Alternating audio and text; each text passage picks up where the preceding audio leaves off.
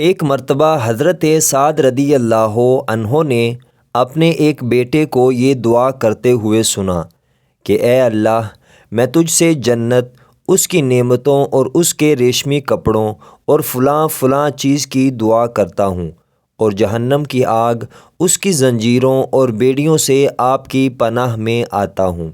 تو انہوں نے فرمایا کہ تم نے اللہ سے بڑی خیر مانگی اور بڑے شر سے اللہ کی پناہ چاہی۔ میں نے نبی پاک صلی اللہ علیہ وآلہ وسلم کو یہ فرماتے ہوئے سنا ہے کہ عنقریب ایک ایسی قوم آئے گی جو دعا میں حد سے آگے بڑھ جائے گی، اور یہ آیت تلاوت فرمائی جس کا ترجمہ ہے کہ تم اپنے رب کو عاجزی کے ساتھ اور چپکے چپکے سے پکارا کرو، بے شک وہ حد سے تجاوز کرنے والوں کو پسند نہیں کرتا۔ تمہارے لیے اتنا ہی کہنا کافی ہے کہ اے اللہ، میں آپ سے جنت کا اور اس کے قریب کرنے والے قول و عمل کا سوال کرتا ہوں، اور جہنم اور اس کے قریب کرنے والے قول و عمل سے آپ کی پناہ میں آتا ہوں۔ مسند احمد حدیث نمبر 1483۔ حضرت سعد بن ابی وقاص رضی اللہ عنہ فرماتے ہیں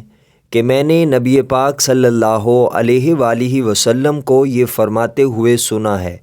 کہ جو شخص اہل مدینہ کے ساتھ کسی ناگہانی دھوکے یا برائی کا ارادہ کرے گا، اللہ اسے اس طرح پگھلا دے گا جیسے پانی میں نمک پگھل جاتا ہے۔ مسند احمد حدیث نمبر 1558۔ حضرت سعد رضی اللہ عنہ سے مروی ہے